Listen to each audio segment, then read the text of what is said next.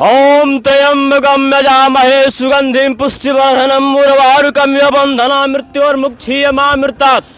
प्रयागराज की धरती संगम की जमीन पर हूँ। यहाँ पर गंगा जमुना सरस्वती तीनों आकर के मिलती है और इसी संत की धरती पर एक ऐसा संत है जो लगातार डमरू बजा रहे हैं।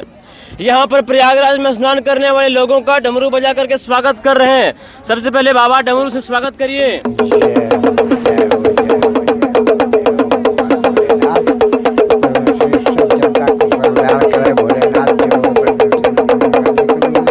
चलिए ठीक है, अब कुछ मेरे बातों का बंद करिए, डमरू बंद करिए, डमरू बंद कर दिए। मेरे कुछ सवालों का जवाब दीजिए। कहाँ से आए हैं? हम रहने वाले तो कानपुर जिला के हैं। बहुत बढ़िया। आए उज्जैन में हम रहते हैं, महाकालेश्वर नर्मदेश्वर के। महाकाल की धरती उज्जैन से चलकर आए हैं। अभी कहाँ बैठे हैं? ये कौन जगह है? जा हवा प्रयागराज की त्रिवेणी के घाट में। इसको त्रिवेणी कहता और कहाँ है बाबा? ये संगम है। अच्छा, सरस्वती उधर से आई है, बनारस से। ठीक। और इलम से जमुना जी आई हैं। ठीक। और इलम से आई हैं गंगा जी। बहुत बढ़िया। और तीनों धारा मिल करके गंगा जी लेकर समुद्र जी को दे दिया। समुद्र जी को दे दिया। हाँ महाराज, सरस्वती नदी दिखाई नहीं दे रही है। वो दिखाती नहीं है कभी। वो बनारस जग से न्यारी है बनारस। हाँ। बनारस पृथ्वी में नहीं है, हाँ। वो शंकर जी के त्रिशूल में बसी है। यही त्रिशूल है, शंकर जी के त्रिशूल के नोक पर बसा बनारस। ऐसा कहता है कि पूरी दुनिया सो जाती है लेकिन तब हरिश्चंद्र आकर के जब उसकी भूमि नहीं थी तो शंकर जी की त्रिशूल आकर के नगरी में बिकान रहा है। कौन? हरिश्चंद्र राजा। हरिश्चंद्र राजा हरिश्चंद्र बड़े दानी रहा। वह जग से न्यारी है वो बनारस।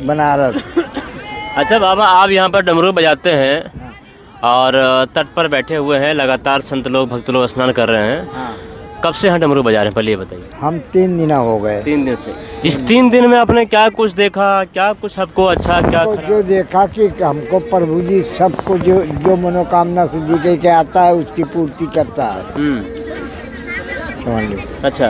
और तीनों धारा मतलब माता जी तीनों उसकी मनोकामना पूरी करती है। जे प्रकार से जो भाव कही के आएगा, ठीक, सबकी मनोकामना पूर्ण यही होगी। बाबा, आप साधु बन गए। सुनियो तो। अच्छा, ठीक। पर वो परिणाम भोगना पड़ता है उसको। जो करेगा वो भरेगा। जो करेगा पुण्य उसको मिलेगा फल, जो करेगा पाप वो होगा रसातल। वो भोगेगा। भोगेगा। हाँ। अच्छा, चलिए। हम जैसे मतलब आकर के कल्पवास किया। कल्पवास मतलब ये कि तपस्या किया कि खाने का मिले, चाहे पीने का मिले, चाहे जाड़ बर्दाश्त करने का पड़े, कुछ भी होए तो वो बर्दाश्त करके तो माता जी का जब हम याद करके बैठे तो वो देगी। सब देने वाली माता है। सब देने वाली माता देती है, तब मैं 3 दिन से आ रहे हो। अच्छा, माता देती है। अच्छा, भगवान भगवती देते हैं वो ठीक है, लेकिन भोजन पानी कैसे होता है? भोजन पानी माता बैठ के तुम्हारी खुपड़ी माँ। हाँ। और कहेगा कि हमारा महात्मा भूखे मर रहा है, चलो उसको खाना खिला दें। चला उसको सद्बुद्धि देता है और यहाँ पहुँचता है। यहाँ खाना लेके चाहे बैठ करके देख लो, शाम तक तुमको खिला के न बैठा रहे। भूखे नहीं पाड़ेगी। अच्छा, सुबह से कुछ भोजन पानी हुआ? हाँ, बिस्कुट खाया है, पानी पी लिया गंगा जी का, और चाय पी लिया। और वो है छुट्टी है तो शाम तक जा करके इधर जो जाएंगे तो कोई दाता प्रभु जी बैठ करके कहेगा बाबा जी भोजन करोगे? भोजन कर लो। जो ठीक। तो हम कहते हैं जो इच्छा हो वो हमको खिला दो।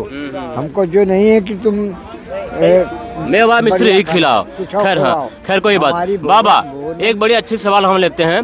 आप गंगा जी का पानी पीते हैं, गंगा जी के पानी पीने से क्या क्या फायदा है?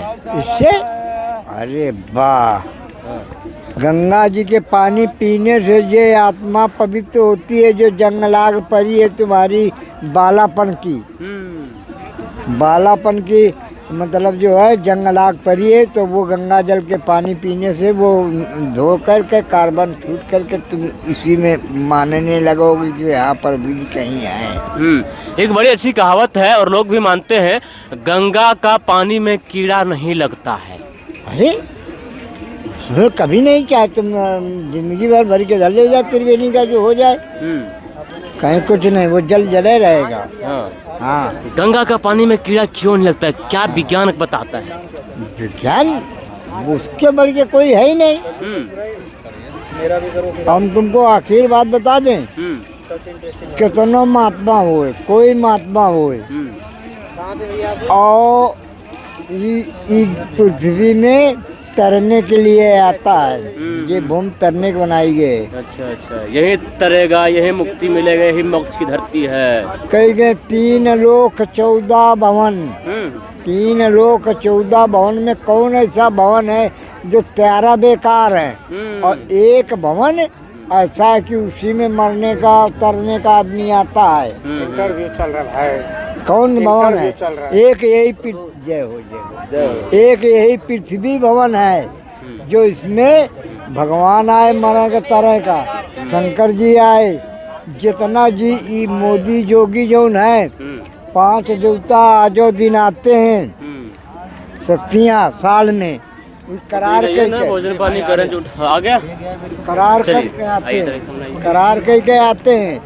कि हम जो करेंगे, और जब वो नहीं कर पाएंगे तब उनको नरक मिलेगा, और जो करने गए ये देवता है मोदी जोगी, और जितने जितने विधायकी हैं औरतें, वो पार्वती का जन्म है उनका पार्वती का अंश तब विधायकी हो गई है। बहुत बढ़िया बाबा। कई और सवाल हमारे मन में है जो लोग जानना चाहते हैं, जनता की बड़ी इच्छा है। होगी तो हम बताएंगे। हाँ, बताते हैं। भैया जी, हो गया आपका फोटो? पीछे हम घुस जाते हैं, सब तो हिसाब किताब है। चले, हाँ, एक अच्छा सवाल ले रहे हैं बाबा। जिस दिन प्रयागराज में शाही स्नान होगा, सुनते हैं यहाँ का पानी अमृत हो जाता है। नहीं, अमृत वो प्रभु जी का मतलब वास करके प्रभु जी का अंश आ जाता है पानी में अंश आ जाता है। जब तो पहले नागा करता है ना स्नान, नागा। अच्छा, हाँ। पहला स्नान नागा क्यों करता है, क्या कहानी है? वो शंकर जी का अवतार है नागा। हाँ, जब उज्जैन में आए थे, उज्जैन का अखाड़ा है और नहीं एक कहीं का है अखाड़ा पूरी पृथ्वी में। भोले बाबा 4 दिशा चले गए घूमते घूमते, और जब उज्जैन पहुँचे तो वहाँ हो गई एक मृत्यु। किसका मृत्यु हो गई? मनई का। तो सब लोग ले करके उखर नदी के किनारे ले गए, नर्मदा के, जहाँ हैं भोलेनाथ महाकालों का काल। तो वहाँ जाके पार्वती और शंकर जी घूमते घूमते पहुँच गए। तो वे कहते राम नाम सत्य है, सबके ही गत्य है, और सख्त भरी मुक्ति है। गति नहीं, सख्त भरी मुक्ति है। क्या बात? तो कहन अरे भी शंकर जी बोले हम राम को भजते हैं, और हमारे राम कई बांधे हैं, और बांध करके फूंक दिया तो हमारे राम इसी में हैं। तो भोले बाबा राख लगा करके अपना बैठ गए, पहन करके चीरा। तो उस राख में न तो जाड़ा लगा, न पाला लगा, न भूख लगी। बहुत दिन बैठे रहे, वो अंत चला गया, मूर्ति छाड़ गए बनाने के लिए कहानी।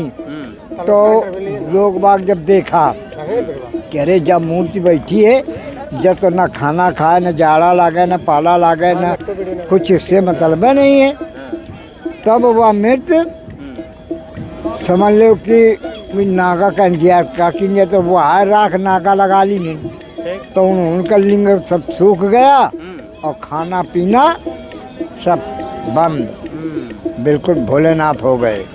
तो उसी की उत्पत्ति नागा की उज्जैन की है।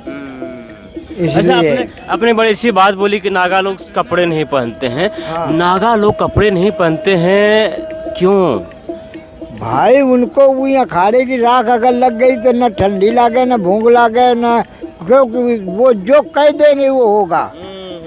असली नागा है। यहाँ प्रयागराज में पूरा ठंडा है, फिर भी सारा नागा साधु नंगे फूंगे रहते हैं, ठंडा नहीं लगता? उनका जब उज्जैन की अखाड़े की राख लगी हुई है, तो वो कहीं जाए बर्फ में चला जाए तो नहीं मरेगा।